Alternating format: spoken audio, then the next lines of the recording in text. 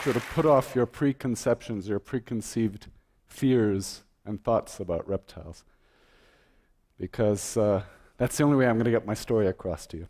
And by the way, if I come across as a sort of rabid hippie conservationist, it's purely a figment of your imagination.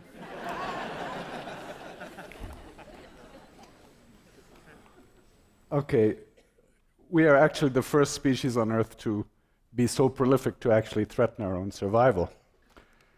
And I know we've all seen images enough to make us numb of the tragedies that we're perpetuating on the planet. We're kind of like greedy kids using it all up, aren't we? And today is a time for me to talk to you about water. It's not only because we like to drink lots of it, and its marvelous derivatives, beer, wine, etc., and of course watch it fall from the sky and flow in our wonderful rivers, but for several other reasons as well. When I was a kid growing up in New York, I was smitten by snakes the same way most kids are smitten by, tops, marbles, cars, trains, cricket balls. And my mother, brave lady, was partly to blame, taking me to the New York Natural History Museum, buying me books on snakes, and then starting this infamous career of mine, which has culminated in, of course, arriving in India 60 years ago, brought by my mother Doris Norden and my stepfather Ram Chattopadhyay. It's been a roller coaster ride. Two animals, two iconic reptiles, really captivated me very early on. One of them was this remarkable gharial, this crocodile which grows to almost 20 feet long in the northern rivers, and this charismatic snake, the king cobra. What my purpose of the talk today really is to sort of indelibly scar your minds with these charismatic and majestic creatures, because this is what you will take away from here, a reconnection with nature, I hope.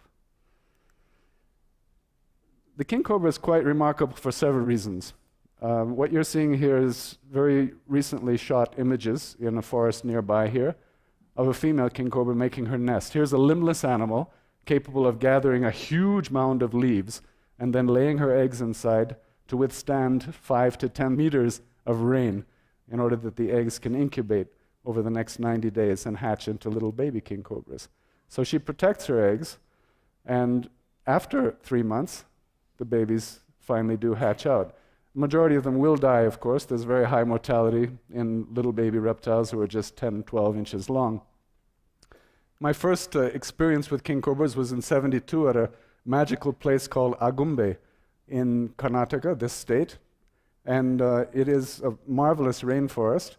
And this first encounter was kind of like the Maasai boy who kills the lion to become a warrior. It really changed my life totally. And it brought me straight into the conservation fray.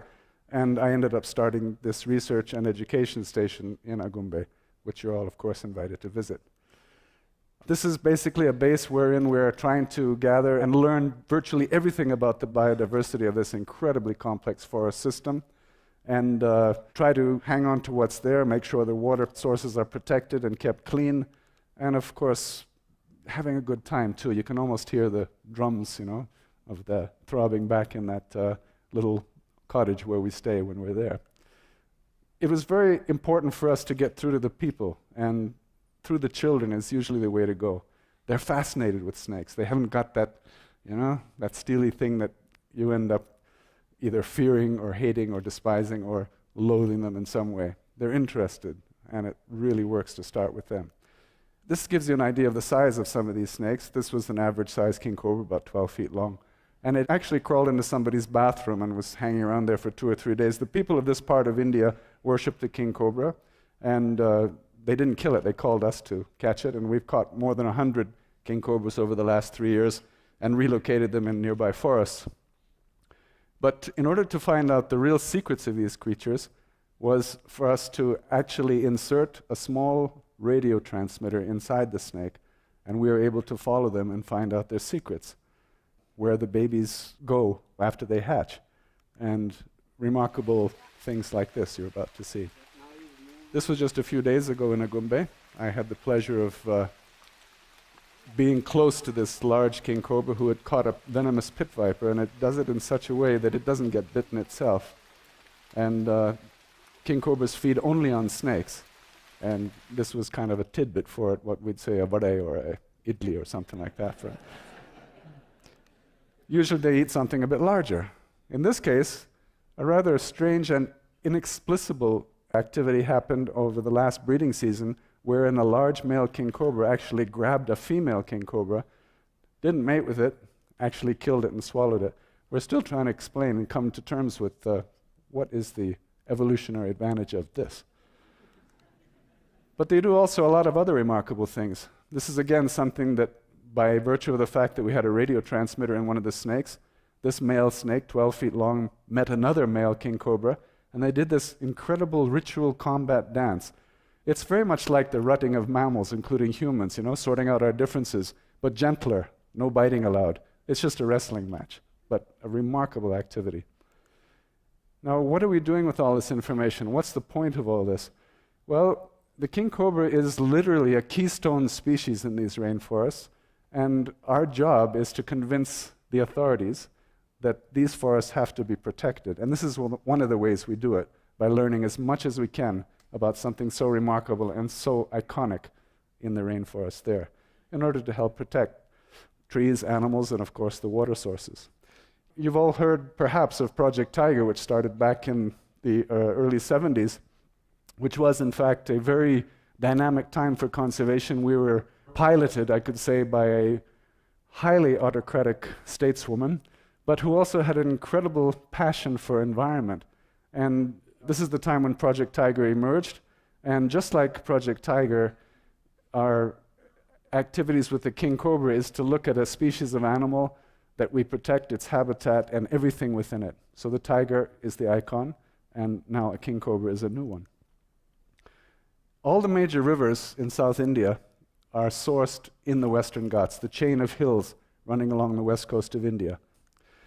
It pours out millions of gallons every hour and supplies drinking water to at least 300 million people and washes many, many babies and, of course, feeds many, many animals, both domestic and wild, produces thousands of tons of rice. And what do we do? How do we respond to this? Well, basically we dam it, we pollute it, we pour in pesticides, weedicides, fungicides. You drink it in peril of your life. And the thing is, it's not just big industry, it's not misguided river engineers who are doing all this, it's us. It seems that our citizens find the best way to dispose of garbage are in water sources. Okay, now going north, very far north, north-central India, the Chambal River is where we have our base, and this is the home of the gharial, this incredible crocodilian. It is an animal which has been on the earth for just about 100 million years. It survived even during the time that the dinosaurs died off. It has remarkable features, even though it grows to 20 feet long. Since it eats only fish, it's not dangerous to human beings. It does have big teeth, however, and it's kind of hard to convince people when an animal has big teeth that it's a harmless creature. But we actually, back in the early 70s, did surveys and found that gharial were extremely rare. And in fact, if you see the map, the range of their original habitat was all the way from the Indus in Pakistan to the Irrawaddy in Burma, and now it's just limited to a couple of spots in Nepal and India. So, in fact, at this point, there's only 200 breeding gharial left in the wild. So, starting in the mid-70s, when conservation was at the fore, we were actually able to start projects which were basically government-supported to collect eggs from the wild, from the few remaining nests, and release 5,000 baby gharial back to the wild. And pretty soon we were seeing sights like this. I mean, it's just incredible to see bunches of gharial basking on the river again. But complacency does have a tendency to breed contempt. And sure enough, with all the other pressures on the river, like sand mining, for example, very, very heavy cultivation all the way down to the riverside, not allowing the animals to breed anymore, we were looking at even more problems building up for the gharial, despite the early good intentions. There are nests hatching along the riverside, producing hundreds of hatchlings. It was just an amazing sight. And this was actually just taken last year. But then the monsoon arrives, and unfortunately, downriver, there's always a dam, there's always a barrage, and they get washed down to their doom. Luckily, there is still a lot of interest. My pals in the crocodile specialist group of the IUCN, the Madras Snake Park, an NGO, the World Wildlife Fund, the Wildlife Institute of India, state forest departments, and the Ministry of Environment, we all work together on stuff, but it's possibly and definitely not enough. So, for example, in the winter of 2007 and 2008, there was this incredible die-off of gharial in the Chambal River. Suddenly, dozens of gharial appearing on the river dead. Why? How could it happen? This is a relatively clean river. The Chambal, if you look at it, clear water. People, scoop water out of the Chambal and drink it, something you wouldn't do in most North Indian rivers. So in order to try to find out the answer to this, we got veterinarians from all over the world working with Indian vets to try to figure out what was happening. I was there for a lot of the necropsies on the riverside, and we actually looked through all their organs and tried to figure out what was going on, and it came down to something called gout, which, as a result of kidney breakdown, is actually uric acid crystals throughout the body and worse in the joints, which made the gharial unable to swim, and it's a horribly painful death. Just downriver from the Chambal is the filthy Yamuna River, the sacred Yamuna River. I hate to be so ironic and sarcastic about it, but it's the truth. It's just one of the filthiest cesspools you can imagine. It flows down through Delhi, Mathura, Agra, and gets just about every bit of effluent you can imagine. So it seemed that the toxin that was killing the gharial was something in the food chain, something in the fish they were eating. And once a toxin is in the food chain, everything is affected, including us, because these rivers are the lifeblood of people all along their course.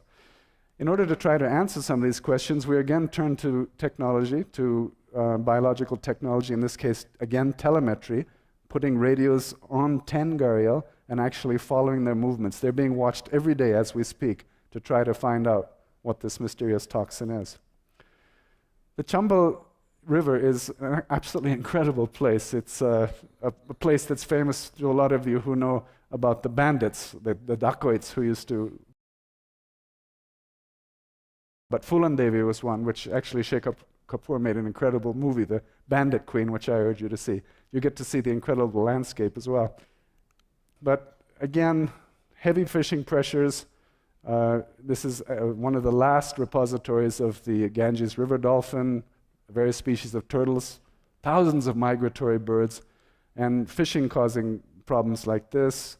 And then now the whole sort of new elements of human intolerance for river creatures like the gharial means that instead of, if they don't drown in the net, then they simply cut their beaks off.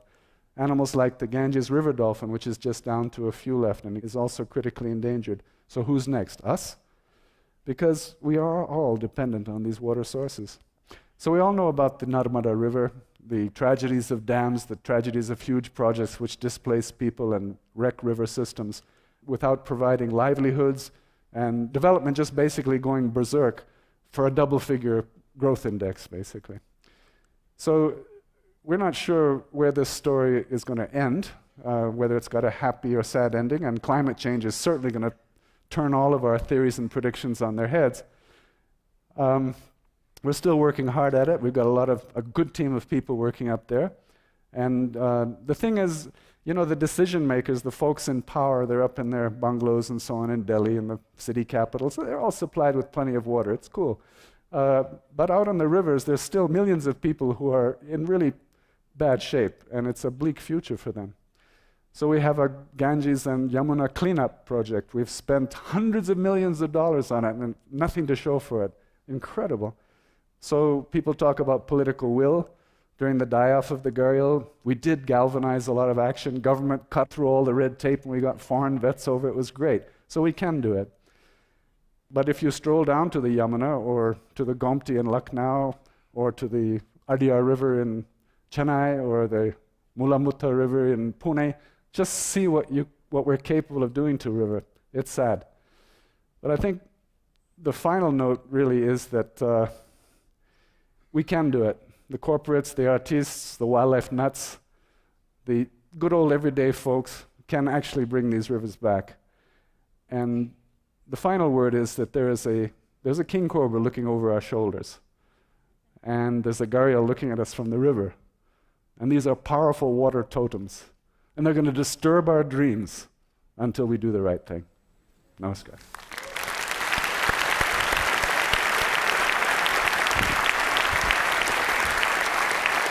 Thanks, Rom. Thank you. Thanks a lot. Thanks. You know, most people are terrified of snakes, and there might be quite a few people here who'd be very glad to see the last king cobra bite the dust. I mean, do you have those conversations with people? How do you really get them to care? I take the sort of humble approach, I guess you could say. I don't say that snakes are huggable exactly. It's not like the teddy bear. But there's an innocence in these animals. And when the average person looks at a cobra going like that, they say, my God, look at that angry, dangerous creature. I look at it as a creature who is totally frightened of something so dangerous as a human being. Huh. And that is the truth. And that's what I try to get across. That incredible footage you showed of the pit viper being killed, you were saying that hasn't been filmed before? Yeah, this is actually the first time anyone of us knew about it, for one thing. As I said, it's just like a little snack for him, you know. Usually they eat larger snakes like rat snakes or even cobras. But this guy who we're following right now is in the deep jungle. And whereas other king cobras very often come into the human interface, you know, the plantations, to find big rat snakes and stuff, this guy specializes in pit vipers. And the guy who's working there with me now, he's from Maharashtra, and he said, I think he's after the nasha. Now, the nasha means the high. Whenever he eats a pit viper, he gets this little venom rush. Thanks a lot, Rom. Thank you.